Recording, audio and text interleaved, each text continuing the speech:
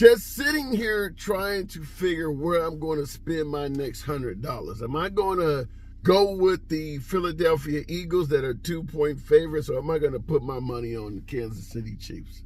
$100, I think I'm going to go with the Eagles. Anyhow, folks, what up? Once again, it is your boy Tim with another ride-sharing video. I got trolled in the comments. I want to talk to you folks about this because ever since I started making rideshare videos, giving folks a explanation into the life of your typical rideshare driver, I have made the sincere effort to try to deliver commentary from a no-holds-barred perspective. Rideshare driver, been on the road since 2014, off and on between jobs and things like that. Nevertheless, a veteran driver in the comments tore me a new one. Apparently, he did not like my commentary, my analysis on a recent video. I will read you the bullet points from his comment. I will post his comment completely unedited. I do believe everyone has the right to speak without any fear of being censored, blocked, or banned, and I make the solemn promise I'll never do that on my page. If you're complimentary or you have a complaint, I will never ban you because I don't like what you have to say. You have a right to speak. Now, I may counter it, fair enough, but I'll let you talk. Your First Amendment free speech rights are just as valuable as my own. This is in regards to the death of 19-year-old Miles McGlashan. He is a passenger down in the state of Florida that was murdered a couple months ago, and the family is suggesting that unlike the driver who's stating it was an act of self-defense, their son was murdered and they're demanding justice from law enforcement. Now, the police have not charged the driver with anything, so it appears that they may be buying his self-defense argument. According to the attorney for the family of the deceased, he is stating that the passenger, the late passenger, asked for an alternative drop-off point.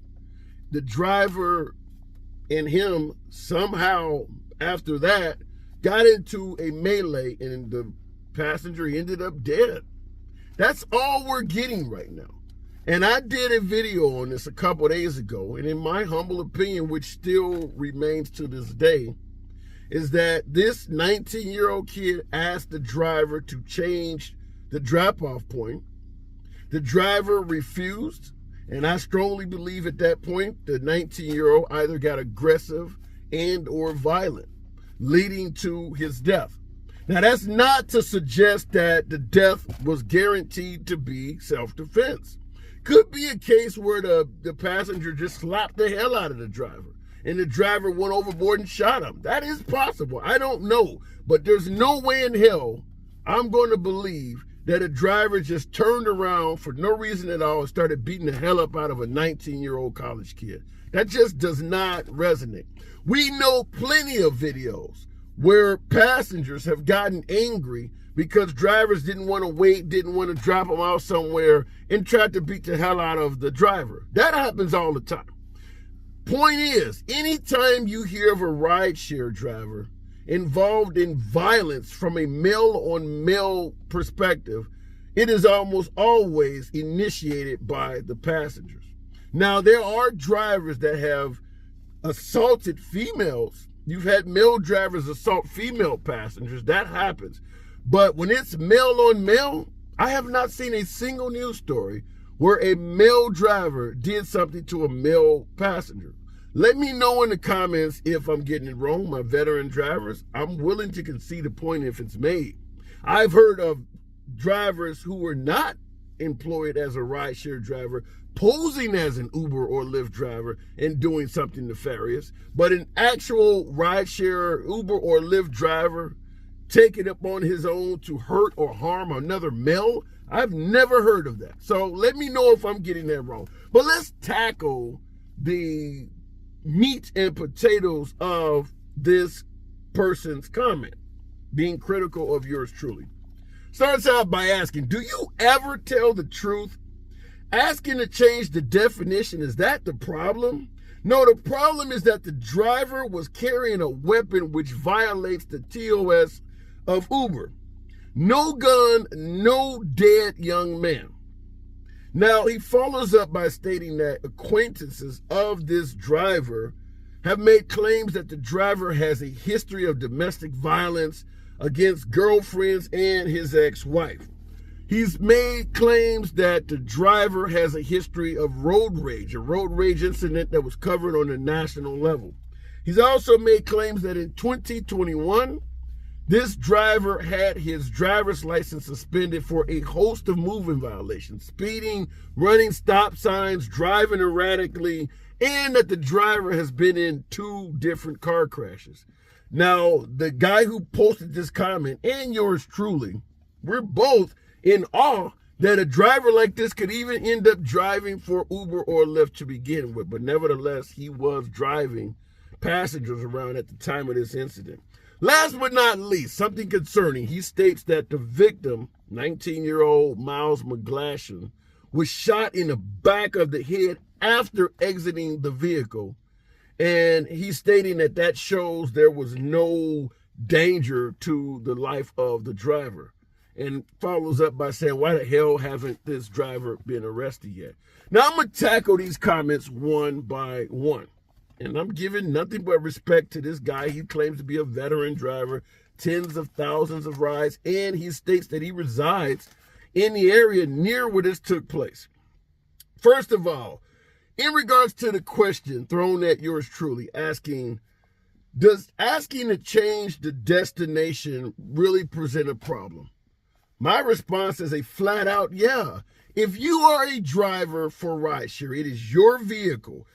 Everything about it, your job, you are an independent contractor. You do not work for Uber or Lyft. If you do not want to do something, you do not have to.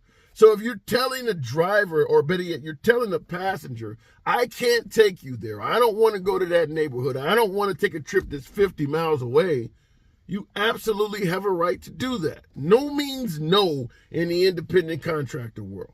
So if a passenger is telling you, no, you're going to do it anyway, or I want you to do it regardless of how you feel, that passenger is wrong.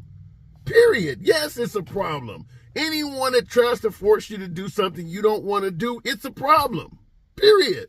You don't have to fucking do it. We are our own boss. Both Uber and Lyft tells us that all the time. Be your own boss. The guy doesn't want to do the trip, he doesn't have to. The guy doesn't want to drop you off in an alternative drop-off spot, he doesn't have to. And as a passenger, if you push back, you as a passenger are wrong. So yes, I believe that if the passenger wanted to change the drop-off spot and the driver said no, and the passenger kept pushing on, then yeah, it's a problem. Next, no, the problem is that the driver was carrying a weapon which violates the TOS from Uber, the terms of service as the TOS. He's stating that changing destinations is not a big deal. The big deal is that the fact is that the driver was armed, and that violates the terms of service from Uber. Did you just hear all the shit he pointed out that would lead anyone to believe this driver should never have been behind the wheel in the first place? Based on the fact that a driver with that sort of history that he's alleging, if that is true, could still be driving people around, based on the fact that that guy is still behind the wheel, would you trust your life to Uber's terms of service? You can take that terms of service and shove it up your ass. I have definitely advocated and will continue to do so, that you should carry some form of an arm, whether it's a knife, screwdriver, blade, box cutter, or even a firearm, on every single trip with every single passenger, every single damn time. And I'll still stand by that. You're going to talk about violating Uber's terms of service after making it clear that they practically had a felon behind the wheel? Uber doesn't make sure anyone is safe. If that guy can get behind the wheel after Uber claims they have background checks, then imagine what can get in the back seat of the car where they don't check at all. So anybody, whether you are a passenger or a driver, you should not trust your life or your safety to Uber. Just assume that they have not done their due diligence to make sure you're safe when you get in a vehicle, whether you are driving it or whether you are a passenger in it. Both parties should be armed, in my opinion, period. So the idea that carrying a weapon violates Uber's terms of service, yeah, you can kiss my ass with that. And I will have to ask you this, folks. How many of you believe that if something happens to you as a rideshare driver, that your loved ones, the folks you leave behind, can depend on Uber or Lyft for any damn thing? Terms of service, my ass. I mean, you'd be lucky if they even pay for the flowers at your funeral. I've done numerous videos of drivers being victimized by passengers and stating that we can't even get in contact with Uber or Lyft to even discuss this incident. Or they promised us a follow-up and it's been weeks and we have not even heard from them. Terms of service? Really? You're going to put your safety, your life on that shit? Next. Now, in regards to acquaintances of this driver claiming he had this ridiculous history of domestic violence and, all of this stuff, this goes to what I stated in my video. When you put your hands on someone, you don't know the story of that person you are touching. Most people will try to de-escalate the situation, try to talk it down. Maybe a lot of drivers would go ahead and take you to a location that they don't even want to go to just to keep you calm. But keep in mind, they don't have to do any of that. And when you start touching what appears to be a freak, in this case, freaky shit can happen. You can lose your life. I said it in my last video. Best way to stay safe, keep your fucking hands to yourself. I do strongly believe that even though this 19-year-old probably did not deserve to lose his life, I believe he provoked the incident. I believe he requested the driver drop him off somewhere else. The driver said no, and the 19-year-old either got aggressive and or violent. A driver turning around and starting to fight with a 19-year-old college kid, I don't believe that. I do not believe that. All of the violence in regards to male on male comes from back to front or from passenger seat to driver's seat. I've never seen a single article of a male driver victimizing male passengers. I've never seen it. I've seen plenty of video of male passengers shooting drivers and all types of shit. So, yeah, I don't see that one. Last but not least, the commentator said, no gun, no dead young man. That may be true. If the driver did not have a gun, chances are 19-year-old Miles McGlashan would still be alive. That's not to say much for the driver, though. Driver might be deceased, may have a broken jaw, may have 2 black eyes. We don't know what would have happened to the driver. I don't believe for a minute that the passenger was just peacefully sitting back there with his hands folded, kindly asked the driver to change the location, and the driver just pulled out a gun and shot him. There's no fucking way I'm going to believe that. This shit happened because that passenger did something. Like I said, I'm not saying that the driver should have responded by taking his life, but the passenger provoked this incident. I strongly feel that way. And even his own attorney is suggesting that if something happened to the driver, he should have called the police as opposed to going out and chasing this kid down and shooting him or something like that. So even the attorney of the deceased is insinuating that, yeah, the client probably did something and the driver went too far in responding to it. And I believe that probably is most likely what happened. Now, the driver may get charged with murder. If it comes out that way, then he should get charged with murder. But yeah, I certainly believe that the passenger provoked this incident. Now, you guys let me know in the comments, veteran drivers in particular, think I'm getting it wrong? Feel free to, let your boy know. I don't have any problem with complaints or letting me know where you think I'm getting it wrong. And I'm willing to concede a point if I think it's a legitimate point.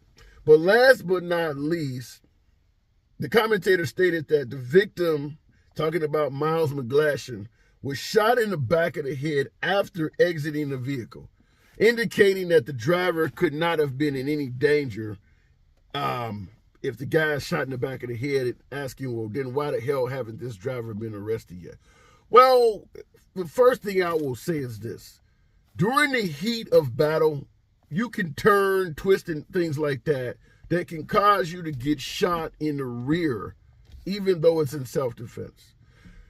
Typically, if somebody gets shot in the back of the head or something of that nature, it does appear as if, it was a coup d'etat. It was an execution. The person shot was of no danger. However, when we're talking about being in an automobile and having some type of scuffle take place, let's say, for instance, the passenger is in the back, puts the driver in a headlock or something, or beats the shit out of him and slumps him over the passenger seat. And the passenger now wants to get out of the back seat and come around to the front and finish shit off. If the driver is laid across the seat and see the passenger trying to get out and grab his gun and take a shot real quick before he comes around, he could hit him any damn where. He could certainly hit him in the back of the head trying to get out of the vehicle. Anything could happen. Now, if they're running down the street and you find out the driver is 100 feet behind the guy shooting him in the back of the head, that's a whole different argument. But I'm not a ballistics expert. I'm not here to pretend like the driver is 100% innocent and the passenger is 100% guilty. Like I stated before, if this driver was wrong, he should get his manslaughter or murder too or whatever the hell they want to do. But I definitely would bet my bottom dollar that this event took place because the passenger was the first person to get aggressive and put his hands on the driver. There's no way in hell, unless I see video, that I'm going to believe the driver just decided to pull out a gun and start beating the hell up out of a paying passenger for no reason at all. I just don't see that. The other way around happens all the damn time. Passengers get in our damn cars. There was a guy in December calls up an Uber and kills the woman on the grounds that I just felt like killing somebody today. That shit happens all the time. Passengers get in our car and just decide to fuck us up for no reason at all. I've never heard of a driver doing that. So tell me where I'm wrong. In the comments, my veteran drivers, let your boy know. You know what we do in every video. Until then, hope you guys have a wonderful Super Bowl Sunday. Go Eagles, right? Go Eagles. Say it with me. And as always, subscribe to the damn channel. See you soon.